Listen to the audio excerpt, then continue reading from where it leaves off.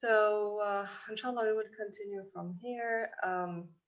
So this is the type of dua that Prophet Ibrahim sallallahu alaihi wasallam had made, which it reflects what are the true supplications that we should make. So also we have the author here mentions one type of dua in the Quran that is made by Prophet Nuh alayhi salam, and it was not answered by Allah subhanahu wa ta'ala, and it was regarding the salvation of his son from the flood. The author here says that Allah subhanahu wa ta'ala didn't answer that prayer because this supplication was made from just a fatherly love and is not really related to like hereafter issues. Like the son of Nuh alayhi salam was kafir, and such dua they are not guaranteed to be accepted by Allah subhanahu wa ta'ala. But Alamat al-Tabai in one of his explanations when he's talking about the good manners of the prophets, he's saying no. Prophet Nuh alayhi salam, he didn't make a dua even. Like if you go to the ayat to what Prophet Nuh was asking Allah subhanahu wa ta'ala, he didn't say, Allah, please rescue my son. He just says, Inna ibni min ahli. Like my son is from my family. So he didn't even, have this kind of request. So this is what Alama says that from the adab of Nuh, from the good manners of Nuh, so he didn't even make a request from Allah subhanahu wa ta'ala. So even he didn't make a request, and his he just said inna ibni min he just said inna ibni min ahli, like my son is from my family, but it was not a dua, although the author here says it's a dua. So we have also some other supplications in the Quran. We will have a quick look on some of the supplications. And one of those supplications is the one that we do every day in Surah Al-Fatiha, اهدنا الصراط المستقيم صراط الذين أنعمت عليهم غير المغضوب عليهم ولا الضالين. We usually, like I know from myself, we usually say this dua every day without paying attention to the importance of such dua. Like how much is it important to ask Allah subhanahu wa ta'ala to stay on the right path every day for every second? Because the the way the way life goes, and with the shaitan, and with there is a lot of fluctuations. One time we feel like we are moving on the straight path. Sometimes we feel that we are astray. Sometimes we have good connection, like between codes, with Allah subhanahu wa ta'ala. Sometimes we do our ibadat good. Sometimes we fall to do many things, and we feel that we are moving backward. So how much is important to keep asking Allah subhanahu wa ta'ala every day 10 times, because we say recite Surah Al-Fatiha 2 times, times 5, اهدنا الصراط المستقيم. This is really important, and that's why this ayah is kept in Surah Al-Fatiha, because we need to ask Allah subhanahu wa ta'ala such thing continuously.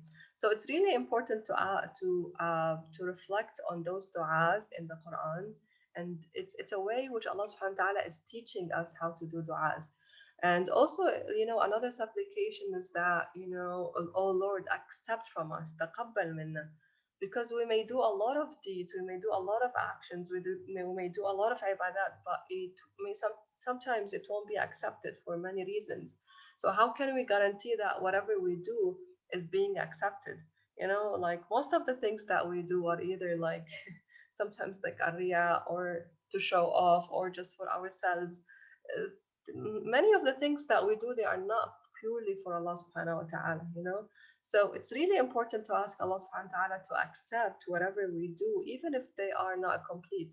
Because whatever we do, they cannot reach a stage where they are complete. Eventually, they will always be imperfect. So it's really important to ask for this acceptance. So also we mentioned there's another beautiful dua, and usually this is mentioned.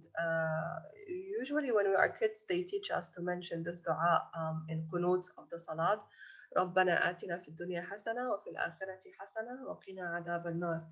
Oh Lord, give us good in this world and good in the hereafter, which means asking good from Allah subhanahu wa ta'ala in this dunya is good, you know, but it has to be tied with the hereafter. So it's not, those are two types of people. They are mentioned, which Allah subhanahu wa ta'ala mentions them in Surah Al-Hajj, if I'm not mistaken. Those two types of people, Allah subhanahu wa ta'ala mentions them that one type they do good, they just ask for this dunya. One type they just ask for this dunya. ربنا آتنا في الدنيا, just give us in this world, and they shall have nothing in the hereafter. وما له في الآخرة من خلاق. So as if here Allah subhanahu wa ta'ala is mentioning that, those there are two types of people. The one type, they are just ask for this dunya. ربنا آتنا في الدنيا. Oh Lord, give us in this world. But what about the other world? ما له في الآخرة من خلاق. He doesn't have nothing in the hereafter. So we should not be from those type of people that we only ask for this dunya, but we have to be from the other type of people that we ask for this dunya and for the hereafter. And whatever we ask about in this dunya, it should be linked with the akhirah at the same time. Like even if I ask for good health, why I want a good health? I want good health to be able to do like good worship, do ibadah, service for my community. It's always related to the akhirah. Why I want a son, why I want a child, why I want.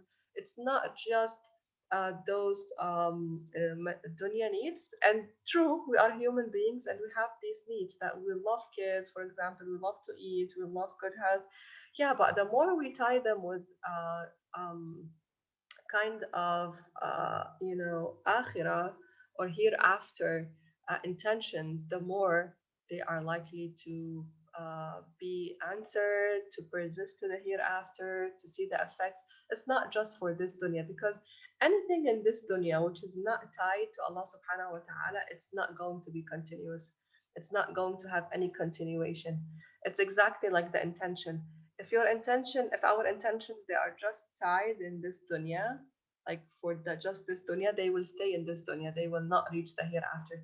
So for any action to be permanent, to have that permanent stamp, it has to be tied, linked with Allah subhanahu wa ta'ala. That's why we start our actions with Bismillah ar-Rahman ar-Rahim, because any action which is not linked and connected to Allah subhanahu wa ta'ala is not going to be permanent, which means it's not going to be useful in the hereafter.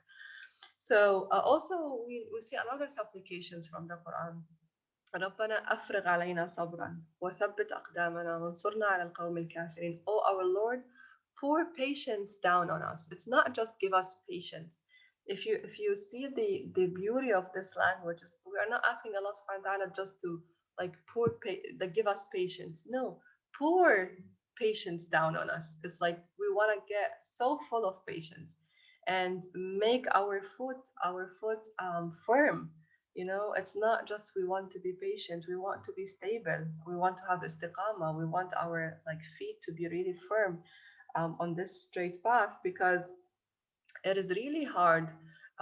It's not hard to be a Muslim, but one of the main things that is more important than having an iman is to have something called istiqama, like to be on the straight path, which is not easy to be done. So that's why we have to ask Allah subhanahu wa ta'ala for the thabat, for the firmness, that we want to be firm, because we don't know how things are going to turn at the end.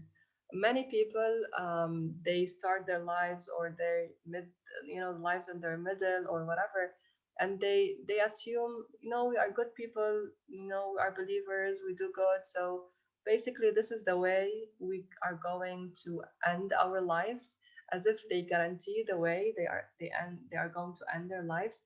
But this is never true, because we see that we fluctuate day by day. Like every day we are, I don't know, we are different.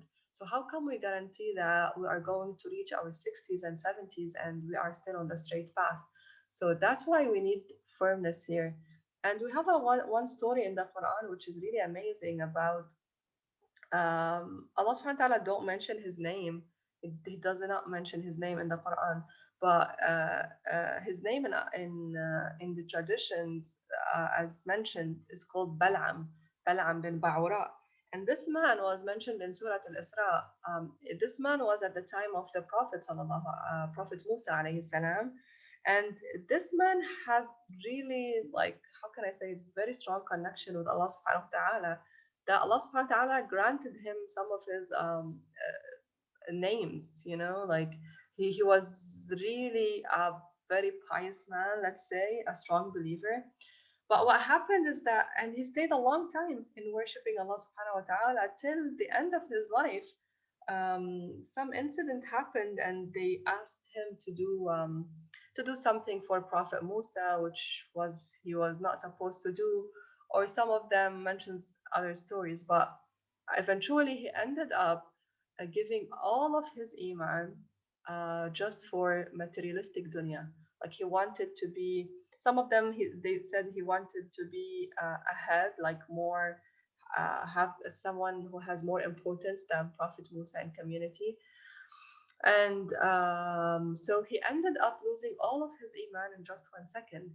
So Allah subhanahu wa ta'ala in the Quran, he describes him as a dog. So imagine someone who made all of his life, most of his life, in worship to Allah subhanahu wa ta'ala. Allah subhanahu wa ta'ala, he describes him that he's just like a dog. مثله كمثل الكلب إن تحمل عليه يلهث أو تتركه يلهث. So imagine someone who's like that. He ends his life like this. So that's why we cannot guarantee what will happen. So it's really important to ask Allah subhanahu wa ta'ala for this tabat. And that's why we have, if you see some of the recommendations for Ayatollah Bahjat, for example, which is one of the greatest Arafat, that he says, I'm just quoting that, always ask Allah subhanahu wa ta'ala for thabat and use this dua, Ya muqallib al-qulubi wal-absar, thabbit qalbi ala dinik. Like, like, my heart is just in the hands of Allah subhanahu wa ta'ala. He can twist it and change it the way he like. So how can I guarantee that tomorrow the same as today? Especially that we see that our lives are not stable. So that's why it's really important to ask for these kinds of supplications. Like, having this material things in this dunya is important, but it's not that important as asking for those needs that are really essential for this dunya and akhirah. Firmness, patience, being close to Allah subhanahu wa ta'ala, exiting ourselves, decreasing our egos, especially those dua that are made by the infallible Imam. For example, some of the du'as that in Munajat al-Sha'baniyah for Imam Ali alayhi salam, like Allahumma habli kamal al-inqita' ilayk. Like, oh Allah, like, make me, it's not, I'm just connected to you. No, but that full connection with you. So whatever supplications of the Imams alayhim salam, you will find really like amazing, amazing supplications and requests made from Allah subhanahu wa ta'ala regarding this dunya even and the hereafter. So also we have other supplications. As far as I remember, it's like 60 something supplication in the Quran. Inshallah, if we have time in the last session, we will mention more, but I want to continue. So even if we see the angels, that it's now, we talked about the supplications that are made by the prophets alayhim salam. Prophet uh, what supplication the Prophet Zakaria did, what supplication Prophet Ibrahim did, even Prophet Muhammad sallallahu alaihi wasallam. He asked Allah subhanahu wa taala, "Qul Rabbi zidni ilma," like, oh my Lord, make me like have more of knowledge. So these are one type of supplications, made by the prophets, but also the angels, the supplications of those angels. And specifically that the angels that are mentioned in this ayah are the bearers of the God's throne, hamalatul arsh. They do supplications for the believers, and it's mentioned in the Quran. And the supplication that is made by those angels for the believers is also not related to this dunya. So the ayah this in Surah Ghafir, it says, those who bear the throne, يحملون العرش, and those who go around it, celebrate the praise of the Lord and believe in Him, and ask forgiveness for the believers. So this is what angels do. They ask forgiveness for the believers. So actually, this is the supplications they do for the believers. And they say, our Lord, you embrace all things in mercy and knowledge. And this is the dua they make. Therefore, forgive those who turn to you and follow your way, and save them from the punishment of the hell, O Lord, and make them enter the gardens of paradise which have promised to them and to those who do good of their fathers and their wives and their offspring. Surely you are the mighty, the wise. So this is the supplication that is made by the angels who bear the throne of Allah subhanahu wa ta'ala. And they ask for what?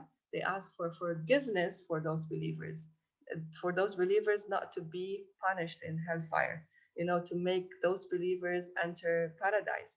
So this also a type of dua that is made by also the angels, also not only the prophets, that is telling us how we should make our supplications and how we should focus on, and what type of supplication we should focus on.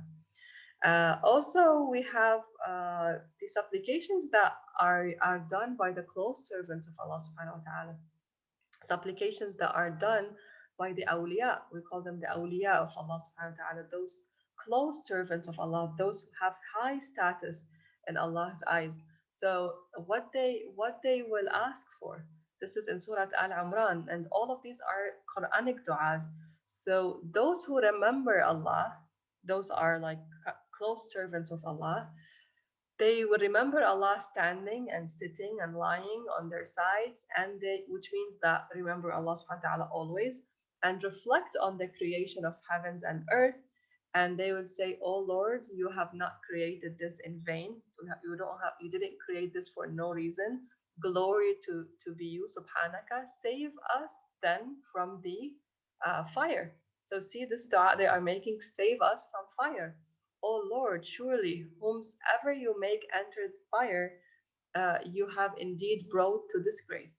And then they say, O Lord, forgive us therefore our faults, and cover our evil deeds, and let us die with the righteous. وتوفنا مع الصالحين.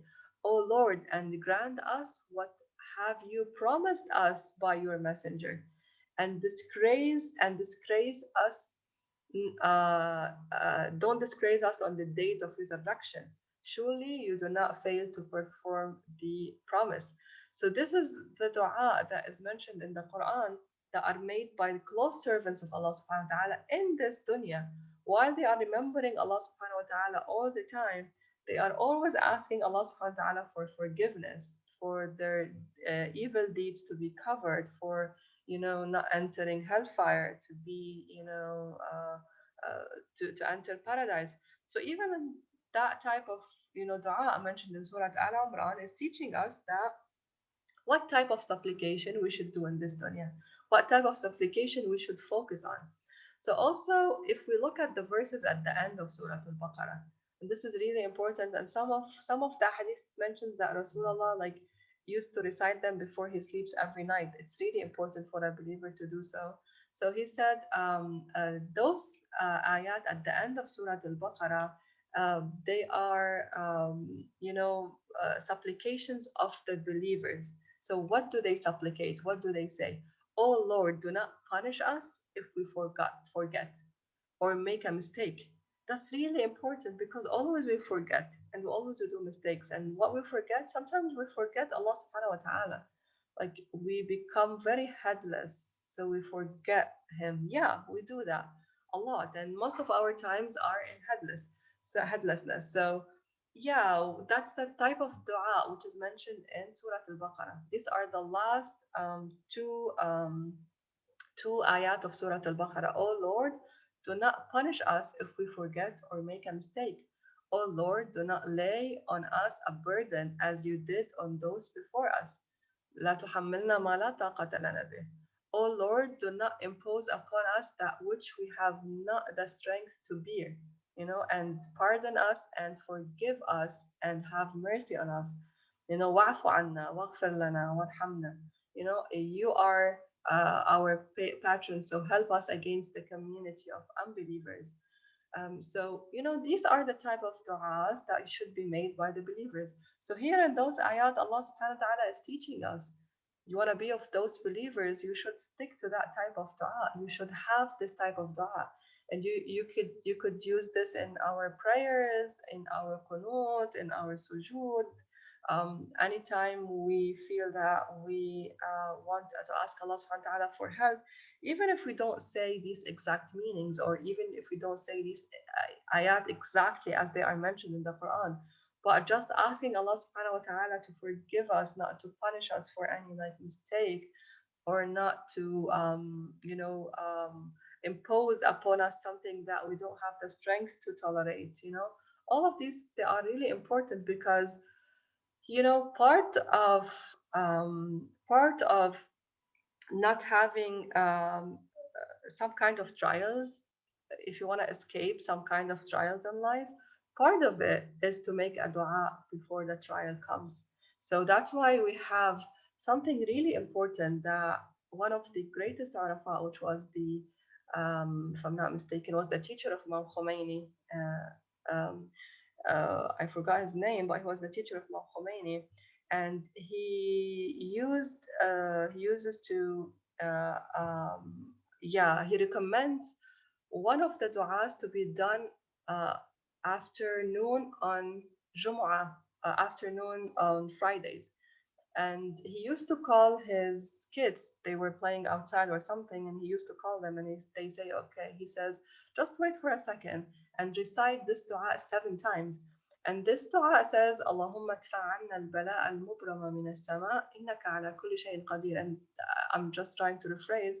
I don't know the exact meaning, but we are asking Allah subhanahu wa ta'ala to make whatever trial, whatever trial, he already signed, a trial which already signed by Allah subhanahu wa ta'ala and sealed, signed and sealed, which means which is going to come down.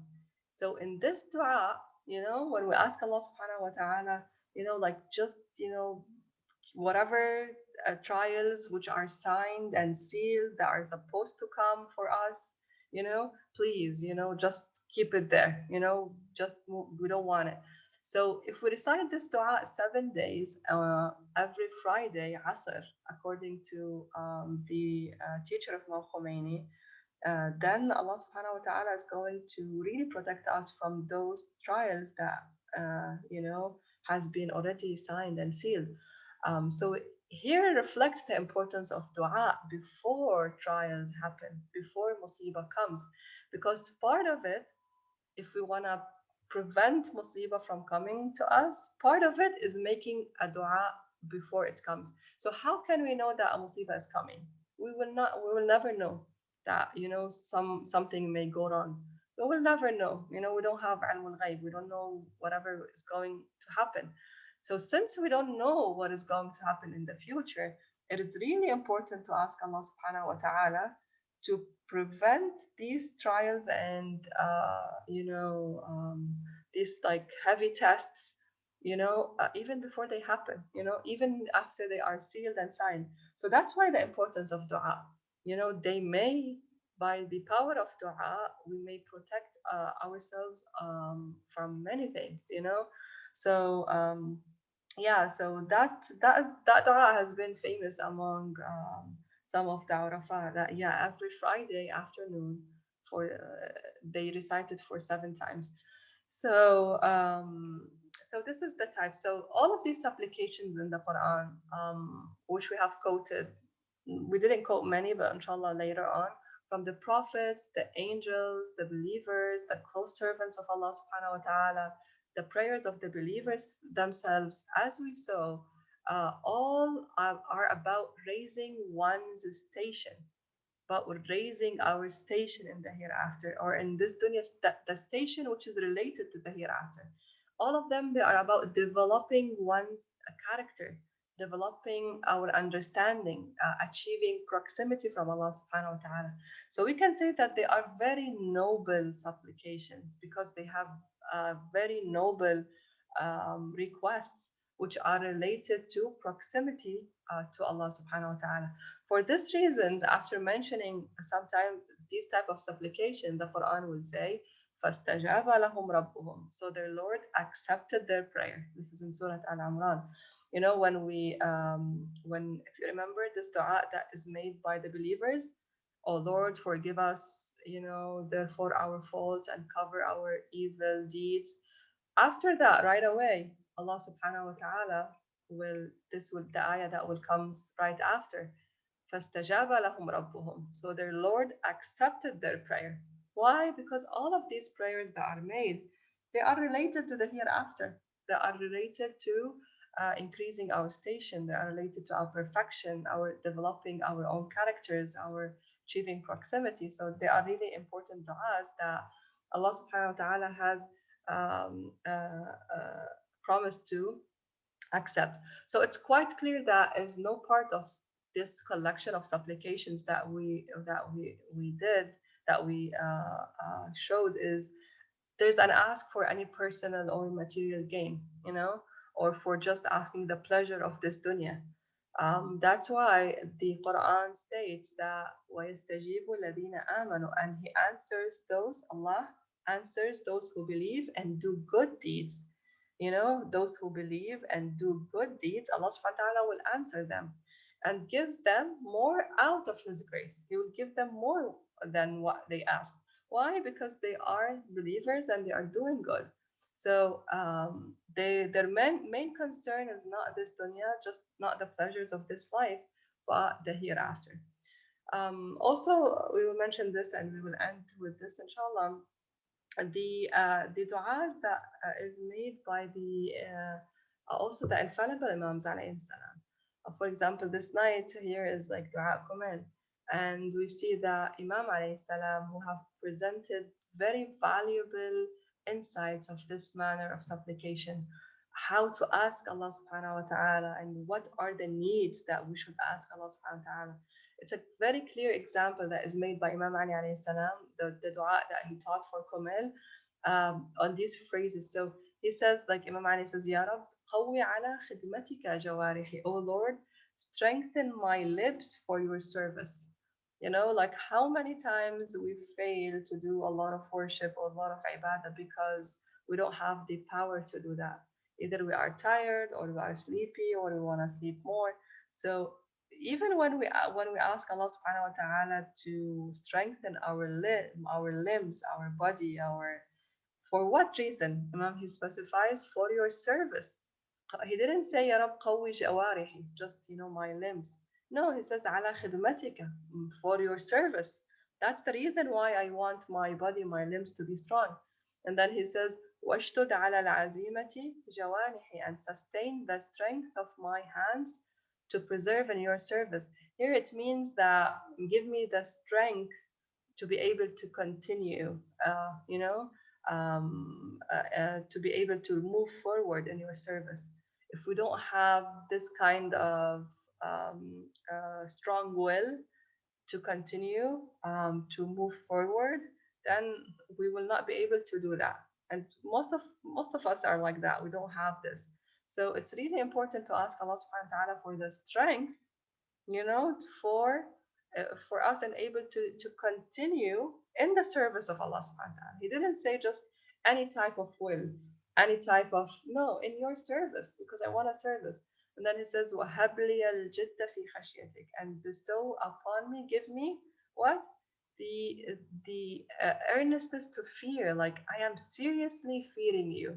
Damn, what type of supplication is that? Yeah, I just because if we strive hard in this dunya, whatever we do, in order to reach to that stage, we cannot reach that stage without the help of Allah subhanahu wa ta'ala. And then he says, وَالدَّوَامَ فِي الْإِتِّصَالِ بِخِدْمَتِهِ, and to constantly serve you.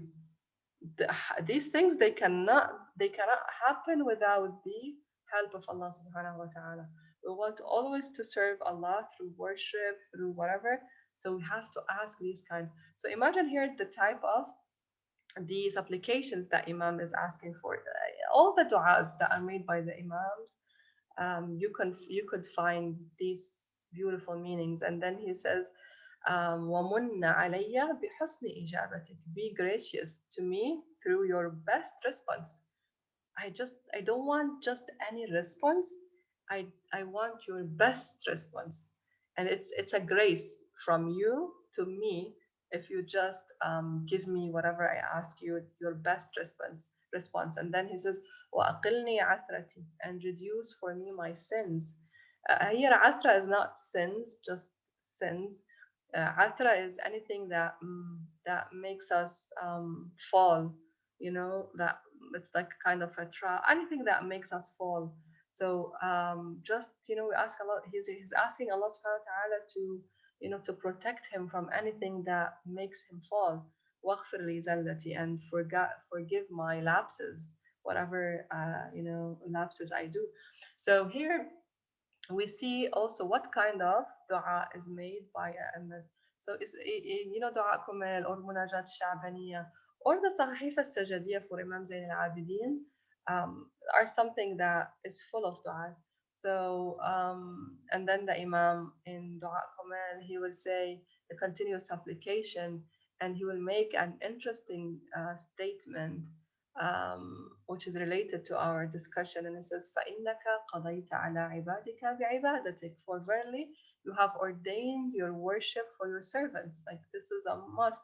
And commanded them to supplicate. أَمَرْتَهُمْ بِدُعَائِكَ. Commanded them to supplicate to you and granted them a response. So here's the part that granted them a response, granted your servants a response. But it came after what? It came after what? What type of response? What type of dua? What type of response that here Allah, Imam Ali is saying that you guaranteed them a response are those du'as that are related to our perfection. The same du'as that are made by Imam Ali alayhi salam that we have mentioned. So those type of du'as, have a guaranteed response from Allah subhanahu wa ta'ala. Why? Because we are here to fulfill our destiny. We are here to fulfill our perfection, our way to perfection. So hasha lillah, like Allah subhanahu wa ta'ala, He cannot ask us to move on a path, to be on a path, and to ask us to move on towards our perfection, and then He will not assist us in every single way toward that perfection. So even if we have some kind of trials on the way, some kind of things that will be on the middle of the way that we assume it's not good or it's bad in a sense, it is always something that will help us to move forward toward that way. So He will always help us in this way because this is the way that we should move forward through. So his assistance in that help is always guaranteed. So inshallah, are going to end here. Inshallah, next time we will continue with this topic, and hopefully we will end this topic inshallah next time. It depends on whatever left. وصلى الله على رسول الله وعلى آل بيت رسول الله.